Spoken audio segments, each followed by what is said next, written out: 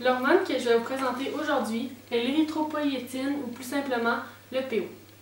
Le PO est une hormone principalement sécrétée par le cortex rénal, 90% du temps, et en faible quantité par le foie. Le rein est donc la principale glande endocrine qui produit cette hormone. Cette hormone est ensuite déversée dans le sang afin d'atteindre les organes sur lesquels elle agit. Le PO stimule la fabrication par la moelle osseuse des globules rouges qui transportent à leur tour l'oxygène dans le sang. Le PO est sécrété en cas de baisse de concentration de sang en oxygène, par exemple en cas d'hypoxie lors d'une randonnée en haute altitude, de la diminution des globules rouges lors d'une hémorragie, ou par une augmentation des besoins en oxygène suite à un grand effort physique.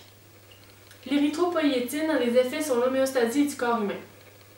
Premièrement, elle joue un très grand rôle avec l'homéostasie de l'oxygène dans le corps. Elle stimule la maturation des globules rouges qui, eux, à leur tour, vont augmenter le transport d'oxygène dans les tissus. Par exemple, en cas d'hypoxie, un manque d'apport en oxygène au niveau des tissus de l'organisme, le PO va stimuler la production de globules rouges et de ce fait pouvoir augmenter le taux d'oxygène dans le sang, puisque ce sont ces mêmes globules rouges qui transportent l'oxygène. Deuxièmement, l'érythropoïétine joue un grand rôle dans le maintien du taux de globules rouges dans le sang. Si le volume sanguin ou la pression artérielle chute, le débit sanguin dans les reins diminue.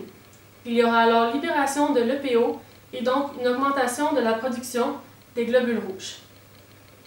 Le volume sanguin va augmenter ainsi que la pression artérielle et il y aura rétablissement de l'homéostasie.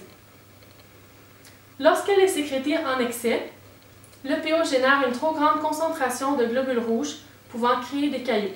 Cela peut être à la source d'une thrombose, caillots dans le réseau veineux, car le sang devient trop visqueux.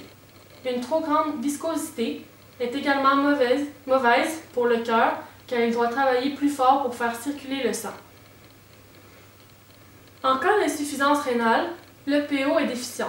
Cela peut engendrer une anémie, qui est une diminution du nombre de globules rouges du sang, car la moelle osseuse ne reçoit pas le message de fabriquer des globules rouges. Le PO artificiel avait été créé dans le but de guérir cette insuffisance. Un fait intéressant sur le PO artificiel est qu'elle a été souvent utilisée par les sportifs, mais depuis plusieurs années, ce produit dopant est illégal. Par contre, il est facile de passer sous le radar des tests car on ne retrouve plus de traces de cette hormone après 2 à 3 jours.